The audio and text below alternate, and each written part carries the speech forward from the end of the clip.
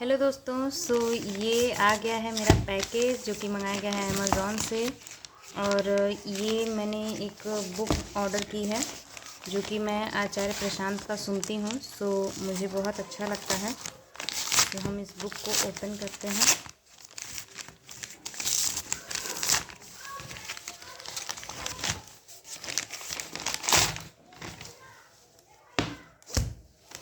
ये finally I got it.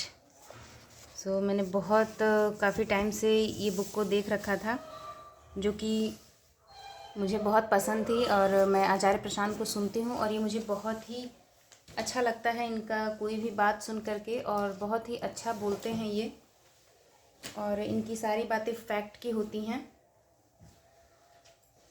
Finally मेरे पास ये बुक अवेलेबल हो गई है और मुझे बहुत खुशी हो रही है ये बुक देख करके। ये आपका स्त्री के ऊपर ये किताब है जिसमें स्त्री को एक आंतरिक बल की ओर ले जाया गया है। अभी फ़िलहाल मैं इस बुक की ओपनिंग आप लोग को दिखा रही हूँ। और मैं पूरी कोशिश करूँगी कि मैं ये बुक की हर एक थीम को मैं आप लोग के साथ शेयर करूँ। आप देखेंगे कितना सुंदर लग रहा है ये।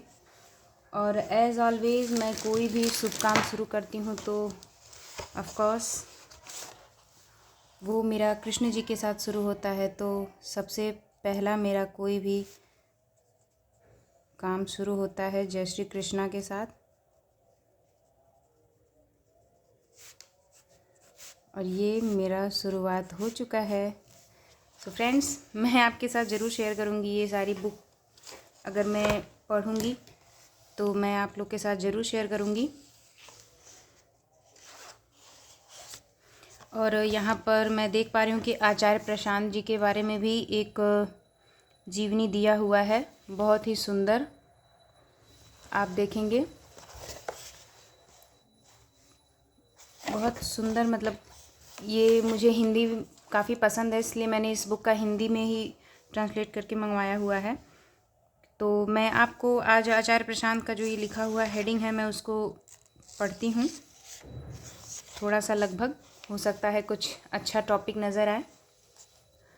मनुष्य को ज्ञात सबसे प्राचीन शास्त्रों में वेद शीर्ष पर आते हैं और वेदांत वैदिक सार का परम शिखर है। आज दुनिया ऐसी समस्याओं से जूझ रही है जो इतिहास में पहले कभी नहीं हुआ, जैसे पहले कभी नहीं देखी गई। अतीत में हमारी समस्याएं अक्सर बाहरी परिस्थितियों के कारण होती थीं, जैसे कि भूखमरी, गरीबी, अशिक्षा, प्रौद्योगिकी का अभाव, स्वास्थ्य संबंधित समस्याएं आदि। संक्षेप में कहें तो चुनौती बाहरी थी। दुश्मन, चाहे वो सूक्ष्म जीव के रूप में हो या संसाधनों की कमी के रूप में, वो बाहर था। सीधे कहें तो मनुष्य अपनी बाहरी परिस्थितियों के दबाव में संघर्षरत रहता था। परंतु बीते 100 वर्षों से बहुत से बदलाव हुए हैं। मनुष्य के संघर्ष ने इस सदी में एक बहुत ही अलग और जटिल रूप ले लिया है। पदार्थ को किस तरह से अपने उपभोग के लिए इस्तेमाल करना है वह आज हम जानते हैं। परमाणु और ब्रह्मांड के रहस्य मनुष्य के अथक अनुसंधान के आगे ज़्यादा छुपे नहीं रह गए। आज गरीबी, अशिक्षा और बीमारी अब वैसी अजेय समस्याएं नहीं रही जैसा पहले प्रतीत हुआ करती थीं। इसी के चलते अब बाहरी महत्वाकांक्षा, हमारी जो महत्वाकांक्षाएं हैं वो दूसरे ग्रहों में बसने, यहाँ तक कि मृत्यु को मात देने की गई है। वर्तमान काल मनुष्य के इतिहास में सबसे अच्छा होना चाहिए था। इससे कहीं दूर हम अपने आप को आंतरिक रंगमंच में चुनौती के एक बहुत ही अलग आयाम पर पाते हैं। बाहरी दुनिया में लगभग हर चीज पर विजय प्राप्त करने के बाद मनुष्य पा रहा है कि वह आज सबसे पहले से कहीं ज्यादा गुलाम है, और यह एक अपमानजनक गुलामी है। सभी पर वर्चस्व जमाना और फिर यह पाना कि भीतर से एक अज्ञात उत्पीड़क के बहुत बड़े गुलाम हैं। मनुष्य भले ही प्रकृति पर अपना नियंत्रण बनाने में सफल हो गया हो, लेकिन वह स्वयं अपने आंतरिक विनाशकारी केंद्र द्वारा नियंत्रित है। जिसका उसे बहुत कम ज्ञान है। इन दोनों के साथ होने का मतलब है कि मनुष्य की प्रकृति का नाश करने की क्षमता असीमित और निर्विवाद है। मनुष्य के पास केवल एक ही आंतरिक शासक है, इच्छा।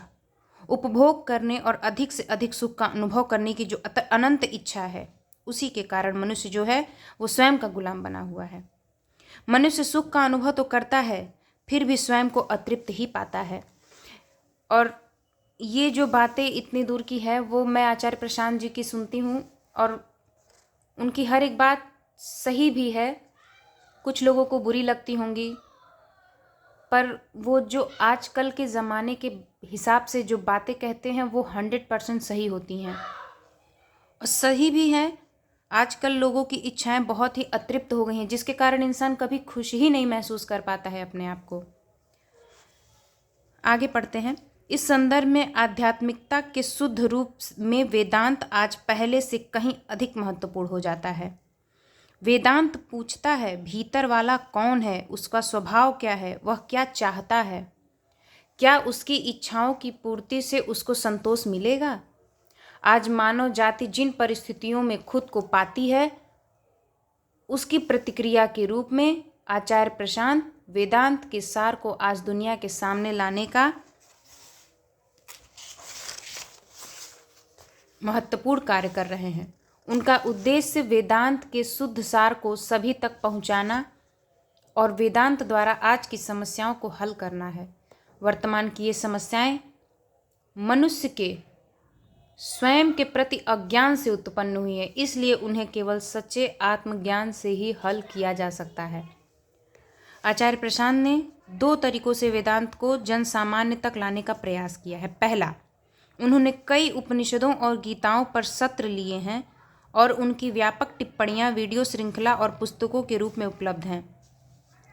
दूसरा, वे लोगों की दैनिक समस्याओं को संबोधित करते हुए उन्हें वेदांत के प्रकाश में सुलझाकर उनका मार्गदर्शन करते हैं। उनके सोशल मीडिया चैनल जैसे हजारों सत्रों के प्रकाशन के लिए समर्पित हैं।